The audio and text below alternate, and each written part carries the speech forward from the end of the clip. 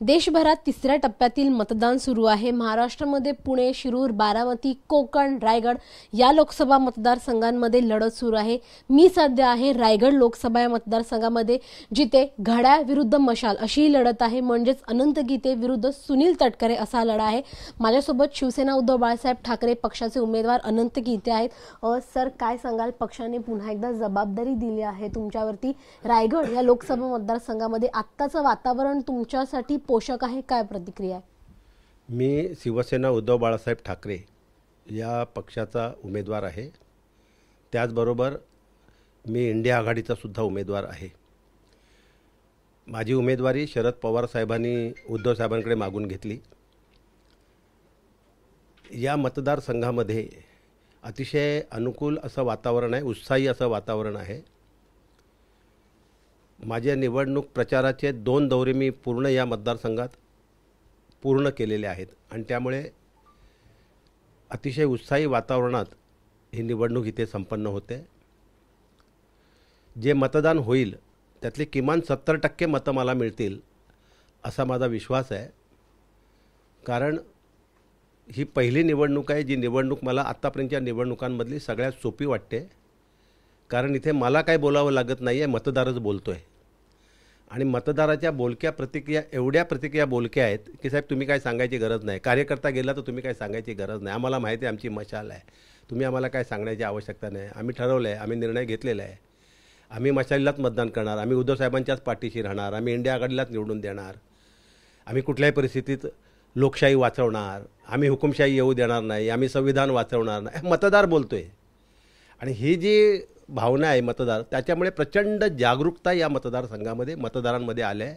आणि म्हणून असं म्हटलं तर अतिशयोक्ती होऊ नये, रायगडमध्ये मोदी विरोधी सुनामी येण्याची शक्यता आहे। तुम्ही ह्या मतदाराचं कौल सांगितलं की मतदार म्हणतोय की ही निवडणूक सोपी आहे। वैयक्तिक तुमच्यासाठी निवडणूक किती सोपी आहे? कारण का तटकरे यांनी शरद पवार यांची साथ सोडून अजित पवार गटात ते सामील झाले होते, त्याचा परिणाम कुठेतरी होईल या लोकसभेत? बिलकुल होणार नाही आहे। कारण तटकरे यांची ओळख ही शरद पवारांमुळेच होती। कारण जी ओळख शरद पवारांनी करून दिली त्याच्यामुळे तटकरे लोकप्रिय झालेले आहेत। ज्या दिवशी त्यांनी शरद पवारांची साथ सोडली, केवळ पक्षच फोडला नाही तर त्यांचं घरही फोडलं। त्याच्यामुळे पवारसाहेब तर दुःखी झालेच, पण शरद पवारांवरती प्रेम करणारे असंख्य या महाराष्ट्रांमध्ये आहेत, त्यांच्या नेतृत्व मानणारे असंख्य या महाराष्ट्रांमध्ये आहेत। ते सगळे या प्रकारामुळे अतिशय दुःखी आहेत आणि संतप्त आहेत।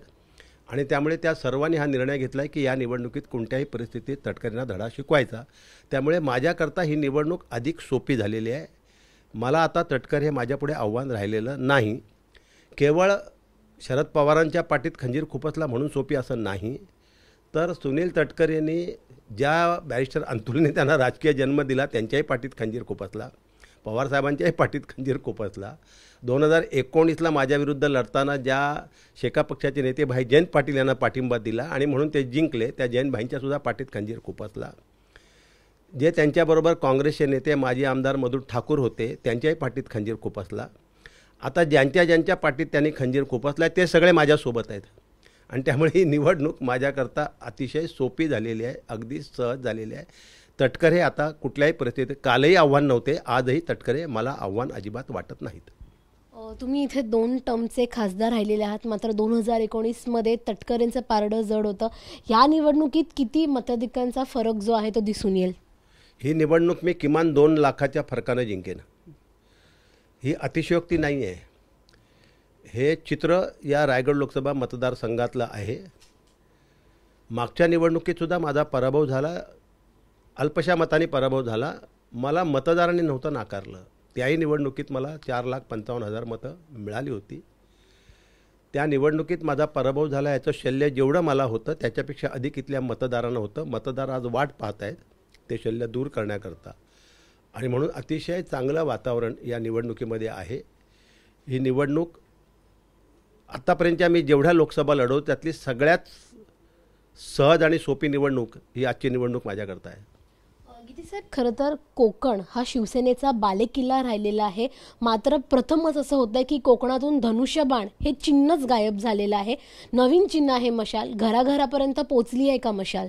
नाही, मशाल पोचली घराघरापर्यंत, कारण ज्या तऱ्हेनं धनुष्यबाण चोरलं गेलं, ज्या तऱ्हेनं शिवसेना नाव चोरलं गेलं हे महाराष्ट्रातल्या कुठल्याही सामान्य जनतेला, सुज्ञ जनतेला पटलेलं नाही, आवडलेलं नाही.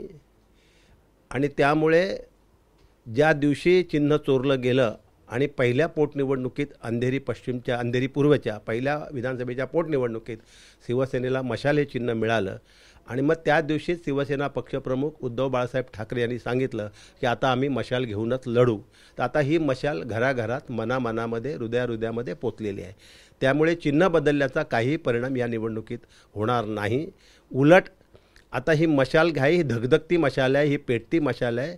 ही पेटती मशाल घेऊनच मतदार या गद्दारांना सूड लावणार आहे.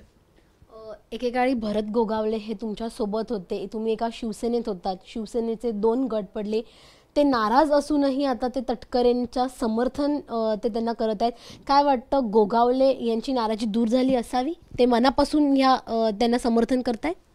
खरं म्हणजे गोगावलेंची मी दखल घ्यावी अशी मला आवश्यकता वाटत नाही आहे. कारण गोगावलेंची ओळख आनंद गीतेने करून दिलेली आहे आणि त्यामुळे त्यांची फार दखल घेण्याची गरज आहे असं मला वाटत नाही. ते प्रामाणिक राहोत की अप्रामाणिक राहोत, शेवटी प्रामाणिकपणाची अपेक्षा करायची कोणाकडून? एकदा विश्वासघात एकाचा केला तर दुसऱ्याचाही विश्वासघात होऊ शकतो. मग तो एकदा विश्वासघातकी ठरला तर मग त्याच्यातून विश्वासाची किंवा प्रामाणिकपणाची अपेक्षा करणंच चूक आहे. कारण ती मग व्यसन म्हणतं, ती सवय लागते. आज याला फसवलं, उद्या त्याला फसवलं, परवा तिसऱ्याला फसवलं. आता हे सगळे विश्वासघातकी एकत्र आलेले आहेत. आजचं महाराष्ट्राचं राजकारण हे विश्वासघातक्यांच्या हातामधलं आहे माझ्या, आणि म्हणून महाराष्ट्रातली जनता या विश्वासघातक्यांना या निवडणुकीत धडा शिकवेल. सुनील तटकरे वारंवार प्रचार करत असताना त्यांनी भाषणात उल्लेख केला की अनंत गीते यांनी कधीही मतदान केलं नाही आणि ती व्यक्ती आज तुमच्यासमोर उमेदवार म्हणून उभी राहिलेली आहे. कसं पाहता त्यांच्या वक्तव्याकडे? मी मतदान करतो, मी मतदान करत नाही असं नाही. माझं मतदान मुंबईत आहे, मी मुंबईत मतदान करतो. आतासुद्धा मुंबईच्या निवडणुका 20 मेला आहेत, त्यावेळेला मी मतदान करणार आहे. परंतु मला सुनील तटकरेंच्या बुद्धीची कीव करावीशी वाटते. कारण ही पराभूत मानसिकता आहे. ज्या नरेंद्र मोदींच्या मांडीवर जाऊन ते बसलेत, ते नरेंद्र मोदी गुजरातचे आहेत, वाराणसीतून निवडून आलेले आहेत आणि देशाचे पंतप्रधान झालेत. आज नरेंद्र मोदींचा गुजरातमध्ये मतदान करतानाचा फोटो छापून आलेला आहे. ह्याचं भान तरी किमान तटकरेंना असायला होतं. कारण मोदी गुजरातचे आहेत, वाराणसीतून निवडणूक लढतात आणि देशाचे पंतप्रधान होतात. तर मुंबईचे आनंद गीते रायगडमध्ये लढून देशाचे पंतप्रधान का होऊ नयेत? का होऊ नयेत? किमान याचं भान तरी ठेवा. ज्यांच्या मांडीवर बसलात ते गुजरातचे आहेत, ते वाराणसीत लढतात, मतदान गुजरातमध्ये करतात. आणि त्यामुळे ही लोकसभेची निवडणूक आहे. लोकसभेचं कार्यक्षेत्र संपूर्ण देश आहे. कुठलाही मतदार देशाच्या कुठल्याही मतदारसंघातून निवडणूक लढवू शकतो. त्याला निवडणूक लढवण्याचा अधिकार आहे आणि यापूर्वी अनेकांनी लढवलेल्या निवडणुका आहेत. त्यामुळे आता ही पराभूत मानसिकता असल्यामुळे ते टीका करतायत. मला त्या टीकेची दखल घेण्याची आवश्यकता नाही. शेवटचा प्रश्न, जर आपण पाहिलं तर मग ज्या वेळेपासून लोकसभा निवडणुका जाहीर झाल्या त्या क्षणापासून नरेंद्र मोदी असतील, अमित शहा असतील, हे महाराष्ट्रभर दौरे करत आहेत. कोकणात देखील त्यांचे दौरे झाले. का त्यांच्यावरती ही वेळ यावी? वेळ अशा करता आली आहे, दक्षिणेकडे त्यांना काही शिल्लक राहिलेलं नाही आहे. दक्षिणेकडे ते 0 आहेत. उत्तरेकडे सुद्धा ते कमी कमी आता व्हायला लागलेले आहेत. यापूर्वी कर्नाटक त्यांच्याकडे होतं, कर्नाटक हातून गेले. 100% कर्नाटक होतं. आता मला वाटत नाही 5-10% त्यांची तिथून निवडून येतील. आणि त्यामुळे आता उत्तरेकडची राज्यसुद्धा हळूहळू कमी कमी व्हायला लागलेली आहेत. आणि मग उरला आहे तो फक्त महाराष्ट्र. आणि महाराष्ट्रामध्ये 48 खासदार आहेत. आणि म्हणून मग महाराष्ट्रावरती लक्ष करण्याचा प्रयत्न होतो आहे. पण महाराष्ट्रातसुद्धा मोदींना बिलकुल सहकार्य मिळणार नाही आहे. जे 48 मतदारसंघ आहेत, मी विश्वासानं सांगतो आहे, या 48 पैकी 38 मतदारसंघ लोकसभा मतदारसंघात इंडिया आघाडीचे उमेदवार विजयी होतील. निश्चितच जर आपण पाहिलं तर मग रायगडमध्ये मशाल जी आहे ती घराघरात पेटणार असून महाराष्ट्रामध्ये देखील इंडिया आघाडीचा विजय निश्चित आहे असं मत जे असा विश्वास जो आहे तो अनंत गीते यांनी व्यक्त केला आहे. व्हिडिओ जर्नलिस्ट संतोष पालवणकर सह सुई जाधव, NDTV मराठी, मुंबई.